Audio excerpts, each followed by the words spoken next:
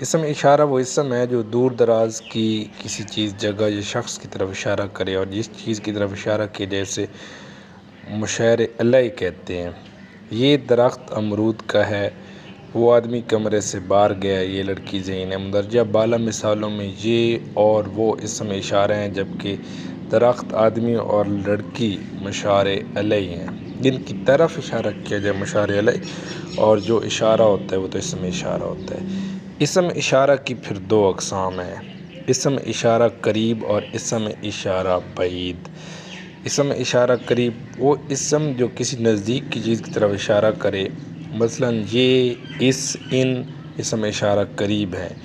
اور اسم اشارہ بعید وہ اسم جو کسی دور کی چیز یا جگہ کی طرف اشارہ کرے، مثلا وہ، اس، ان، تو اسم بعید ہو گئے۔ پھر ہمارے پاس آ جاتا ہے اسم موصول۔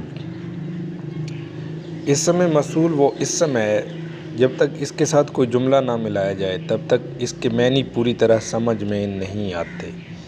اسم موصول کو ضمیر موصولہ بھی کہتے ہیں۔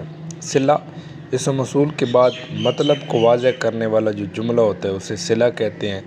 جواب صلہ اسم موصول اور صلہ کے بعد جو دوسرا جملہ بات کو مکمل کرنے کے لیے لایا جاتا ہے وہ جواب صلہ کہلاتا ہے۔ اب اس کی کچھ مثالیں دیکھیں۔ جو محنت کرتا ہے کامیاب ہو جاتا ہے۔ جو اسم موصولہ ہے، محنت کرتا ہے صلہ ہے، مطلب ایک کام کا صلے سے، ویسے بھی ہم کہتے ہیں نا کہ محنت کا صلہ ملتا ہے تو وہ صلہ، اور کامیاب ہو جاتا ہے جواب صلہ ہے۔ اسم موصول کی دیگر مثالیں ہیں جو کچھ، جو کوئی، جون سا، جنہیں، جون سی، یہ ساری مطلب۔ پھر ہم نے پچھلی کلاس میں پڑھا تھا، یہ اوپر تعریف اسم معرفہ اور نکرہ کی دوبارہ سے لکھی پڑھی ہے، یہ تھوڑی سی بلیک بھی ہو گئی ہے، آپ نے دیکھ لینی ہے۔ اسم نکرہ کی پھر کچھ مشہور اقسام ہیں، اسم ذات، اسم فاعل، اسم مفعول، اسم حالیہ، اسم معوضہ، اسم صفت، اسم مصدر۔ یہ ساری باتیں آپ وقتاً فوقتاً ڈسکس کرتے ہیں۔ ایک بار یہ ساری گرامر آپ نے نوٹ کر لی تو پھر یہ آپ کو بہت آسانی سے چیزیں لنک ہو کے سمجھ آ جائیں گی، لیکن کیونکہ میں ذرا اس کے پارٹ پڑھاتا ہوں تو آپ کو پچھلا ایریا نہیں یاد ہوتا۔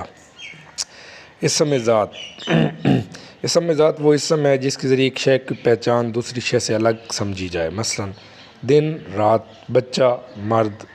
یہ دونوں دیکھیں، دن اور رات الگ چیزیں ہیں، تو اسم ذات ہمیں پہچان کرواتا ہے۔ پھر اسم ذات کی اقسام ہیں، اسم جنس، اسم ظرف، اسم صوت، اسم آلہ، اسم مصغر یا تصغیر، اسم مکبر، اسم جمع۔ اب اس میں بہت سارے اسم پوچھے جاتے ہیں اور اسم نکرہ کی بھی بہت ساری چیزیں پوچھی جاتی ہیں۔ اسم نکرہ کی جو 7 اقسام ہیں ان میں سے ہر کی بھی تھوڑی تھوڑی اقسام ہیں، تو یہ انشاءاللہ ابھی ہماری آدھی سے زیادہ اردو گرامر کمپلیٹ ہو گئی ہے، تھوڑا سا حصہ رہ گیا، اور اس کے بعد آپ ایک ساتھ ریڈ کریں گے تو انشاءاللہ آپ کو بہت ساری چیزیں مل کر سمجھ آ جائیں گی۔